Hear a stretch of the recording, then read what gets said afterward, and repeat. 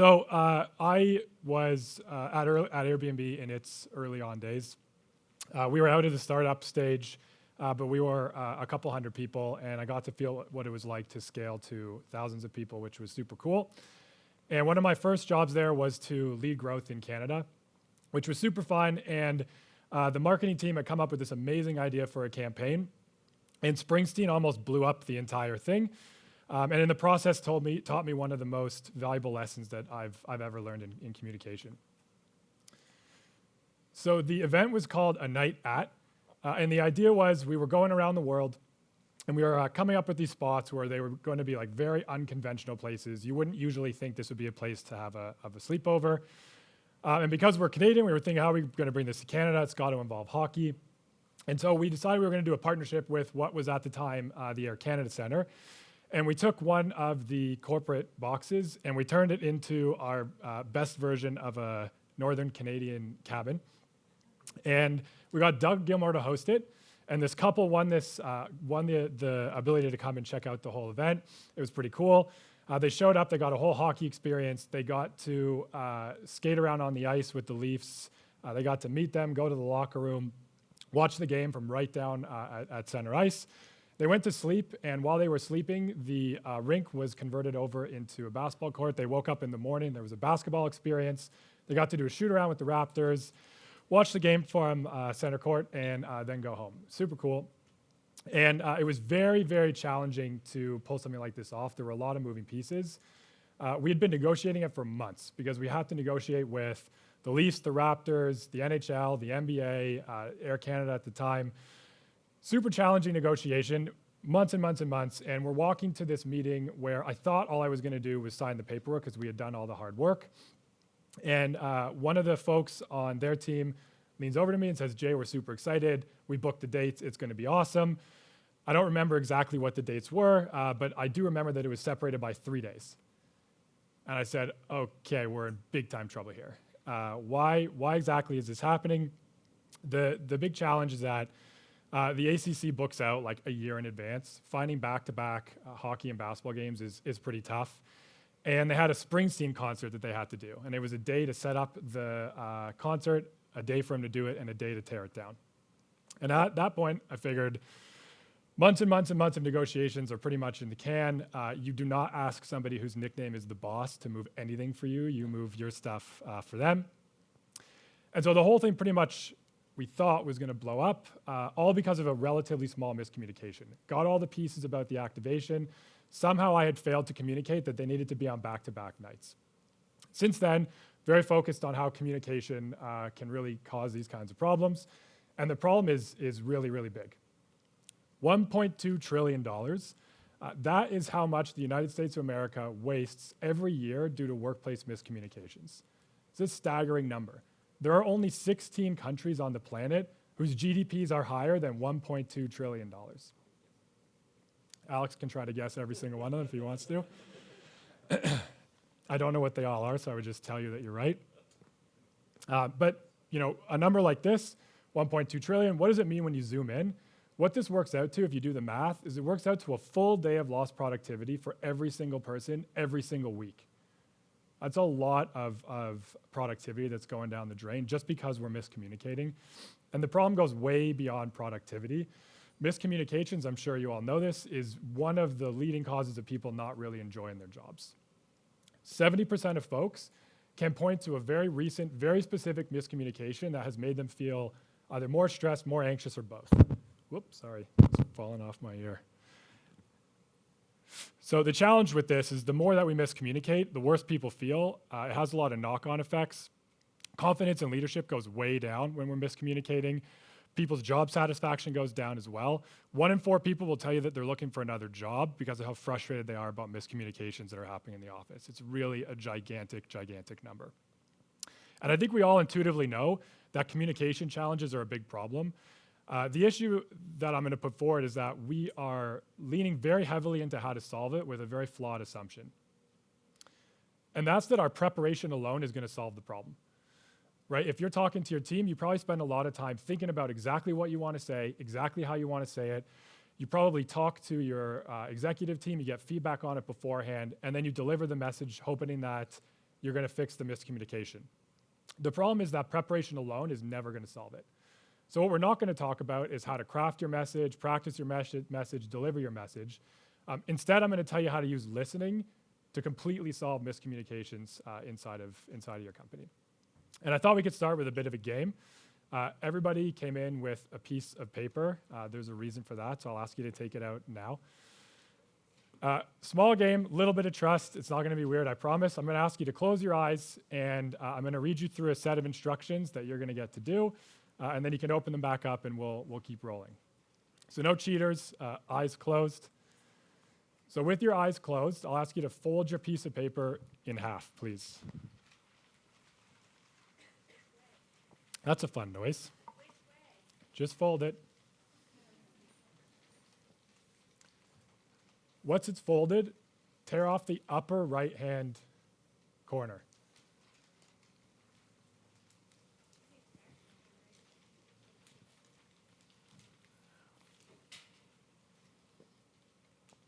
I hear the noises stop, so, sorry? I'll just give you a hand at this. Please.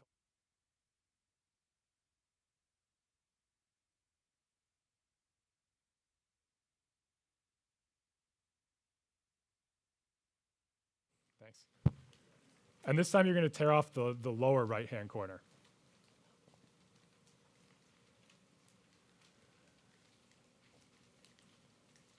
And when you're done that, you can fold it in half again. You can probably guess what's coming next. And you're going to tear off the upper left-hand corner this time, upper left-hand corner. By the way, this would make for a hilarious photo right now. And when that's done, you're going to fold it in half one more time, last time. And we're going to do the lower left-hand corner. Hopefully you had your Wheaties for lunch. It's a little bit tight, but you can all do it, I'm sure.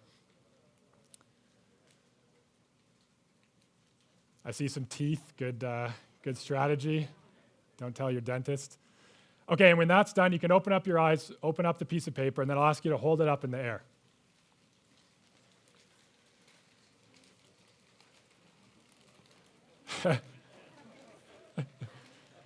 Okay, so it looks like a kindergarten snowflake making class. And other than that, if you look around, what you'll notice is that your piece of paper probably does not look like anybody else's in here. Never seen one like that before. Yeah, the rips went too far. So what this is meant to show is that I can read exactly the same instructions to everybody in this room. You all heard the exact same instructions from me. I've done this exercise countless times with countless teams. The results are always the same, and that's that nobody's paper is ever the same. And the reason why is something I think we all know. We just tend to forget it when we're actually communicating with one another. It's that two people can hear the exact same words and interpret it in a very different way. And this is the most common misunderstanding with miscommunication that I've seen. And that's that great communication ends when the words leave our mouths, or your cell phone, or your laptop, or whatever it might be. I think great communication ends when you hear your own intention repeated back to you. That's the only way that you can know for sure that your message landed in the way that you intended for it to land. No matter how much preparation you've done, no matter how great you are at getting the point across, you can never predict how people are going to wind up ripping the piece of paper. And so there are two types of miscommunications that tend to pop up, in my opinion. The first is visible, and they're not really a big deal. Visible miscommunications happen when I say something to you, and your eyebrows scrunch up and your head cocks to the side, or you send me a confused emoji after I text you something. It's like abundantly clear that I just said something to you, and it did not land in any way, shape, or form. And these ones don't cost as much because I see that it's happened, and before we run off and go and do work, we fix it. I try again, different words, another way, until it looks like we've gotten on the same page. Invisible miscommunications, on the other hand, these are the ones that really hurt us. And they hurt us because we've been perfectly understood, right? I could stop in the middle of the paper ripping exercise and ask you if you understand the instructions, and you do because you did all the work. The difference is that you just are interpreting it in a different way. And that's what's happening. We've been understood, so we don't see the look on people's faces, but we've been misinterpreted or interpreted in a way that we didn't intend. And the challenge with these is we only find out about them after we've done all the work. That's why they're frustrating and costly. We're going to talk about doing something, then we're going to split up and go and work on it for an hour or a day or a week or a month. And it's not till we get back together do we realize, oh shoot, the hockey game and the basketball game needed to be on back-to-back nights. Very small thing, but it only came up at the very, very, very, very end. So it winds up costing us a heck of a lot. And so the job we need to do is we need to make invisible miscommunications visible. We have to find a way to identify when a miscommunication has happened before we run off and do all the work, cause all the frustration, and get the team really pissed off. And we do that with a technique called a brief back. So if you're a big nerd about communication, like I am, thanks to Bruce Springsteen, what you'll realize is communication is actually a relatively solved problem. If you look at the industries that have the most risk for a miscommunication, people dying, someone like a soldier or a doctor, they've all developed a technique that's something like a brief back. The idea is you get a repetition back of what the listener took away. Right? So I share a message of some kind, and somebody in some way repeats it back to me so I can hear the way that they interpreted it. You can think about the game we used to play in school of broken telephone. It would be the most boring game on the planet if the kid, before they passed it to the next kid in the line, first repeated back to make sure that they got it right, and then shared it all the way down the line. That'd be a very boring game. Nobody would want to play it, but it would teach us how to make sure that we don't miscommunicate with each other. So it could be pretty valuable. And so once you realize that the brief back exists, it's working in all sorts of other industries, the question is like, why are we not using it more often in the office? And the reason why is because it's super awkward and you can sound like an asshole. Can you please tell me what I just told you? I want to make sure you were listening to me. This is like the worst way to brief somebody back. It's super condescending. You might fix the miscommunication problem. You will create a lot of other problems. People are not going to want to work for you anymore if you do it in this way. And so I'm lucky I got to work around a lot of really great teams, and I experimented with pretty much every way I could come up with to try to land a brief back and make it fit inside of the culture. And what I can tell you is there are a heck of a lot of really bad ways that look like this, and a very small number of ways where you can keep it really, really safe. The rule I like to tell people is to focus on yourself, not others. So rather than saying to somebody, I want to make sure that you were listening and you're putting them in the hot seat, what you want to stay inside is something like, can you let me know what you took away so that I can be sure I did a good job communicating with you? Right? It's all about my job communicating. It's not about whether the other person is a capable listener. You can also use the brief back if tables are reversed. If someone is telling you something important, you can do them a very, very big favor, yourself a big favor by giving them a brief back. I think what you just told me is insert message here. Did I get that right? Again, it's not about their ability to talk or to share something with you. It's about your ability and did you hear it in the way that they intended it to. Something that is quick and easy like this is a really great way to just make sure that you're on the same page. So what comes up a lot as well is how to do this in a more hybrid work environment. Obviously, we're not always face-to-face. The top two ways work really, really well. If you're face-to-face with somebody, if you're in a meeting, if you're on a Zoom, something like that. What happens when you're in Slack or email? If you use one of the first two in that situation, effectively what you're asking someone to do is copy and paste the message that you sent to them right back to you, which is really not going to do anything other than piss them off. So I find a really great way when you're in a hybrid environment is instead to ask something like, what do you plan on doing next so I can best support you? It's a great way to make sure that they've understood the message in a way that is aligned with where we should be going. And oftentimes we'll recognize relatively quickly, yeah, the next thing I'm going to go and do is figure out how to plan around the Springsteen concert. That's not going to work. You know, they need to be back to back. We could have identified that much sooner. And so it's usually around now when I start to see heads nod. People either have used something like the brief back and it's a good reminder that they should start doing it more, or they've never heard about it before and they start thinking, cool, I'm going to go try this with my team and see how it goes. And the natural question that comes up is, how often should I do it? Is this really something I'm going to do all the time? If Alex and I were at the office one day and we're going to go for lunch together and I say to him, hey, do you want to go for lunch? Yeah, where do you want to go? I was thinking Thai food. I think what you just told me is you want to go for Thai food. Did I get that right? Alex is going to look at me like I'm already pretty much out to lunch. It's like not a necessary moment to do a brief back. And so the most common heuristic that I see people using for whether or not to do a brief back is probability, like the likelihood that a miscommunication is going to occur. So maybe you and I work together every single day. We talk to each other a lot. We know each other really well. Therefore, we don't need a brief back. versus somebody who maybe you only work with once every month. You don't talk as often, so it's more likely that you're going to have a miscommunication. So we will use a brief back in that situation. I do not recommend doing it based on based on probability.